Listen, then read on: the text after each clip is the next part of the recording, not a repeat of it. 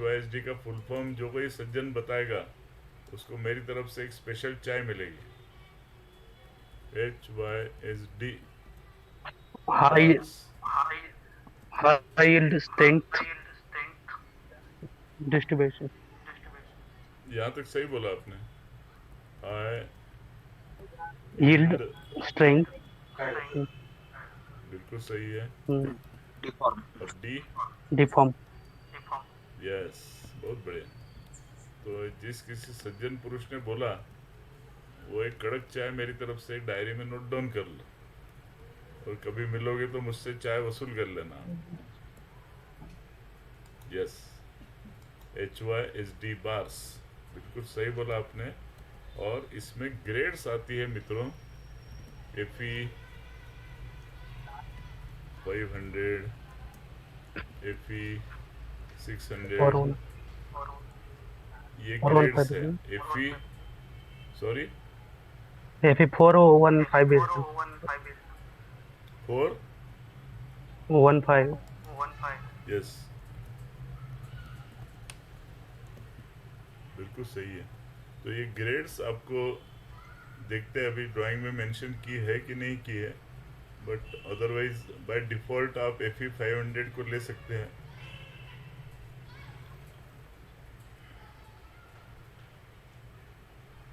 देखते हैं अपन नीचे नोट्स में जाके, बट यू कैन एश्यूम। अब देखिए, बिल्कुल सही बोला था आपने। सो 10 mm के रिब्ड बार्स या HYSD बार्स, ये एट द रेट का सिंबल है which shows the distribution of bars या स्पेसिंग ऑफ बार्स। वो इन्होंने दिया हुआ है 200 centre to centre, centre of one bar to centre of another bar. और ये जो वर्टिकल बार्स है वो 16 के है, 200 अंतर है। और इसमें दिया हुआ हुक, ये जो एल दिया हुआ है इसको कहते हैं हुक।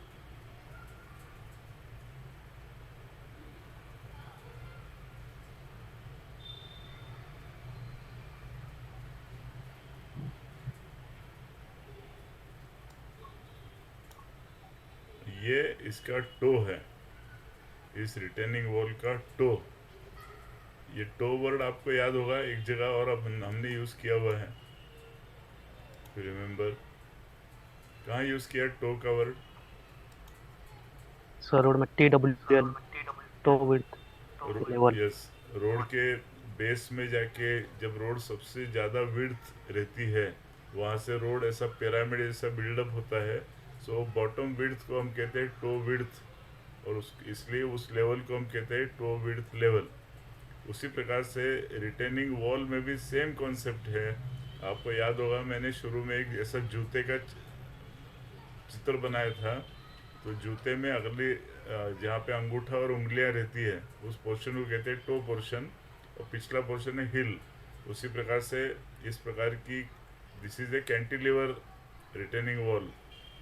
तो इस कैंटिलीवर रिटेनिंग वॉल में भी दिस इज द टो, और ये जो पोर्शन हुआ दिस इज कॉल्ड हिल, और इसके अंदर भरा हुआ है। अभी ऊपर हमने सेक्शन में देखा है, ये देखो ये रिटेनिंग वॉल, इसके अंदर यह सब लेयर्स आ रही है। So it is retaining the crust of the road in a particular section. और उस रोड की लेंथ भी हमने अभी थोड़ी देर पहले देखी थी। I think that was something like 650 metre और समथिंग। ये देखा था ना अपन ने, 10H। तो वहाँ पे ये अपने को रिटेनिंग वॉल बनानी है, दोनों तरफ सिमेट्रिकल है। और राइट, थोड़ा सा दूसरे सेक्शन में चलते हैं। यस, आपको चूंकि मैं लैपटॉप पे दिखा रहा हूँ इसलिए थोड़ा कम ज़्यादा करना पड़ रहा है मुझे।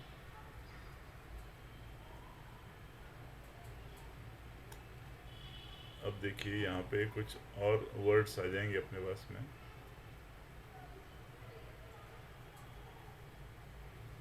अब अब ये इस सेक्शन को गौर करेंगे हम लोग।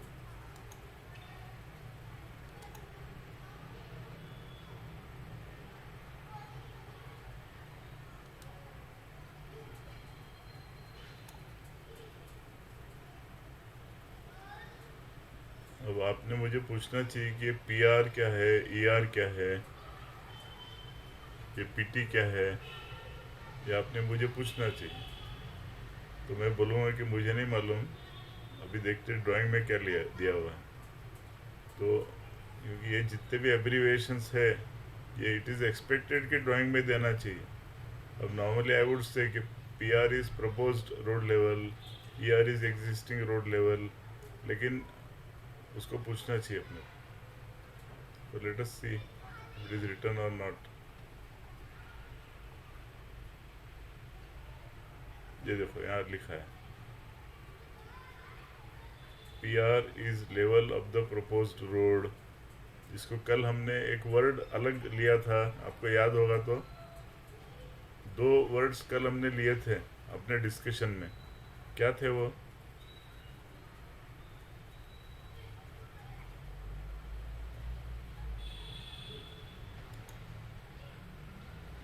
इस पी आर को कल हमने डिस्कशन करते वक्त 2 वर्ड्स यूज किए थे। आप में से किसको याद है की भूल गए? कल लेवलची चर्चा केली होती तेव्हा सांगितले होते ना 2 वर्ड्स।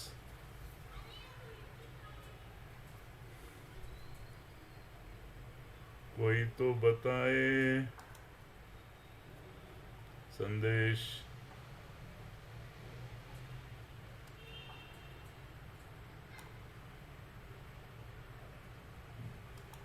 दो एब्रीविएशंस कल यूज किए थे, कल परसों 2 एब्रीविएशंस इस पीआर के लिए यूज किए थे। एक था RTL और दूसरा यूज किया था FRL। याद है? नहीं याद आप? Yes sir. This is road top top level. Level, और दूसरा वर्ड यूज किया था फिनिश्ड रोड लेवल। लेकिन यहाँ पे उसके लिए जो वर्ड यूज किया उन्होंने वो PRL है या PR। वो क्या होता है ना, ये यूनिफॉर्म होना चाहिए नॉर्मली एब्रीवेशंस, ठीक है, अपने को समझ जाना चाहिए कि क्या बोलना चाह रही पार्टी। अब यहाँ पे PT क्या कह रही है, वो total thickness of proposed pavement. इसका मतलब किसकी तरफ इशारा है? Rust. Crust. This is crust thickness. Actually crust ये वर्ड आपको दूसरी जगह से भी मैं बता सकता हूँ। केक लाते हैं ना आप बर्थडे पे, या पिज़्ज़ा खाते हो आप, तो पिज़्ज़ा का जो बेस होता है that is also called crust, crust thickness. या आइसक्रीम की जो टोटल थिकनेस होती है that is also called as crust. Crust मतलब जो बेस लेयर है। तो ये जरा वर्ड ध्यान में रखिए। तो अब आते हैं इस, देखिए यहाँ पे क्या लिखा है, लूजन एंड रिकॉम्पैक्ट और remove and replace as directed by the engineer and as specified. देखिए ये सबग्रेड मटेरियल है, तो क्या बोल रहे हो, लूजन एंड रिकॉम्पैक्ट। लूजन करो उसको, रिकॉम्पैक्ट करो, ताकि वो जो स्ट्रेंथ वहाँ पे अपने को चाहिए वो मिल जाए, जितनी उन्होंने टिप्पणी उसमें दी हुई है। उसके ऊपर क्या है, GSB की 2 लेयर्स है, लेयर 1 लेयर 2। लेयर 1 जब ओके हो जाएगी तो लेयर 2 डालनी है। उसके ऊपर WMM है, और WMM के ऊपर बिटुमिनस लेयर्स डाली हुई है। बिटुमिनस लेयर्स 2 अपन ने देखी थी। एक लेयर थी ऊपर वाली BC, और उसके नीचे थी DBM। एक और टिप्पणी है इधर, देखता हूँ मैं क्या लिखा है उन्होंने।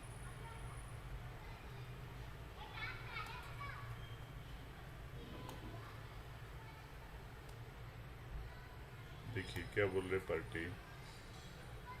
द एग्जिस्टिंग ब्लैक टॉप होना चाहिए, गलत है लिखा है।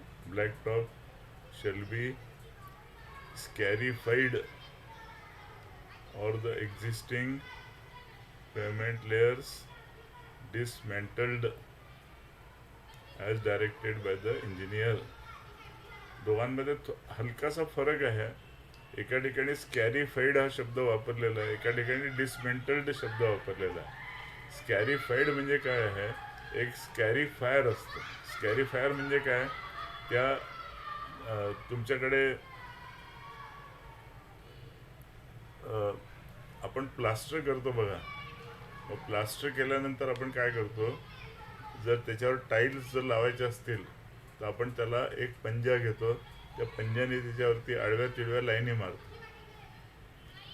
त्या लाईनी केल्यामुळे काय होतं, तो सरफेस रफ होतो आणि त्याला बॉन्ड चांगला आहे.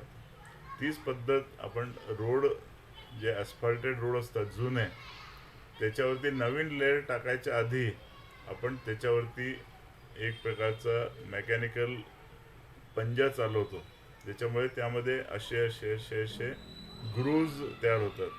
ग्रूज, आणि त्या ग्रूजमुळे वरची येणारी लेअर जी आहे त्या लेअरचा जुन्या लेअर बरोबर कॉन्टॅक्ट किंवा बॉन्ड अजून चांगला डेव्हलप होतो. So that thing is called scarifying. इथे दोन ऑप्शन्स दिलेले आहे. आता त्या सरफेसला म्हणजे चांगला असेल वापरण्यासारखा, त्याला स्कॅरिफाय करा, आणि नाही तर मग पूर्ण पोकलिन लावून ते डिसमेंटल करून घ्या. जे तुम्हाला तुमचा इंजिनियर सांगेल त्याप्रमाणे करणं अपेक्षित आहे. सो एक अजून पुढचं बघू आपण.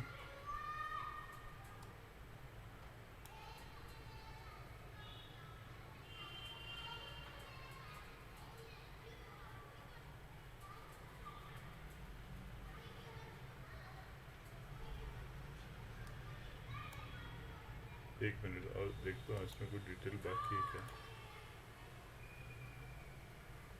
ये अभी अपन ने देखा,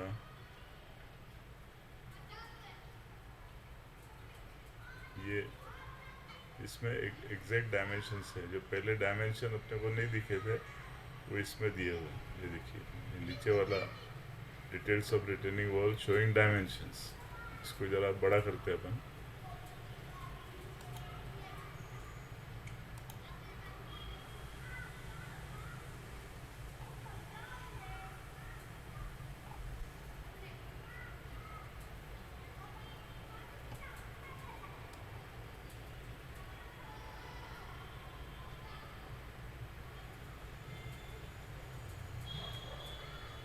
ये देखिए यहाँ पे डायमेंशंस आपको स्पष्ट हो जाएंगे.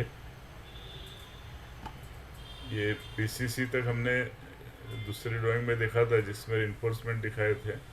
यहाँ पे कंक्रीट के डायमेंशंस आपको मिलेंगे. देखिए नीचे पीसीसी आपको डालनी है 1750 की, 1750 की पीसीसी, और एक्चुअल रिटर्निंग वॉल की विड्थ इस लेवल पे हिल और टो की मिला के, या बेस की विड्थ जो है वो 1550 है. तो उससे आपको ध्यान में आएगा कि ये दोनों तरफ 100 का ऑफसेट उन्होंने रखा हुआ है. इसको कहते हैं ऑफसेट, OFFACT. यह है 100 का. ये ध्यान में है 1750. फिर बीच में जो हिल और टो का पोर्शन है या बेस पोर्शन है दैट इज 1550. और उसके ऊपर आपको वॉल कहाँ पे लाइन आउट करना है, तो इधर से 200 mm आप छोड़ेंगे. उसके बाद 250 की वॉल मार्क करेंगे, और उसके बाद में अपने आप आ जाएंगे 1100 और 500 हो गए 1600. एक मिनट गड़बड़ है, सॉरी. ये 200, 250, 450 और 1100, ये होगा 1550 एग्जैक्टली. और जहाँ तक हाइट का सवाल है,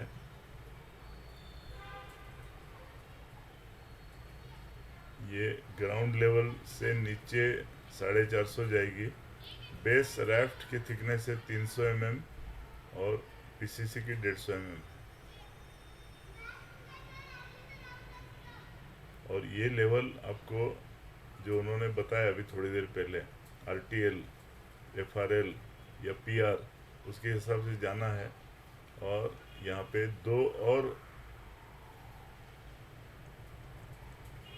डॉटेड लाइंस दिख रही है, यहाँ पे लिखा हुआ है वीप होल्स। अब थोड़ी देर पहले मैं आपको एक और सिंबल के बारे में बोला था, वो ये सिंबल है, फाई के अंदर line. So this shows a simple pipe जिसका डायमीटर है 100 mm। और वीप होल मतलब क्या मालूम है क्या आपको?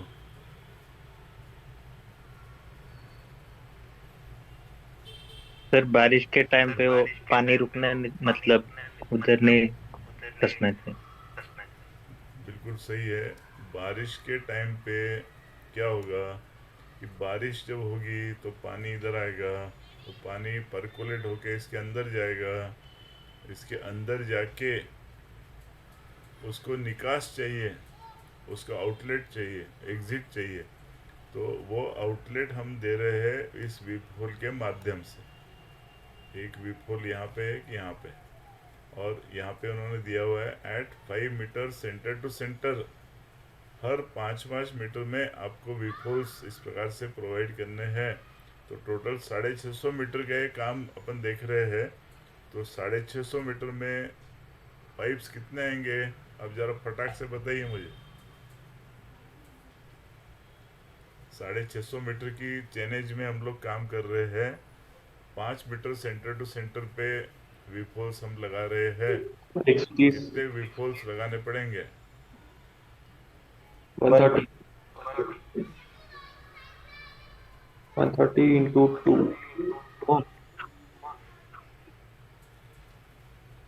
टोटल आपके जितने पाइप चाहिए आप मुझे ज़रा चैट बॉक्स पे लिख के बताइए, मैं सुबह ट्रक भेज देता हूँ।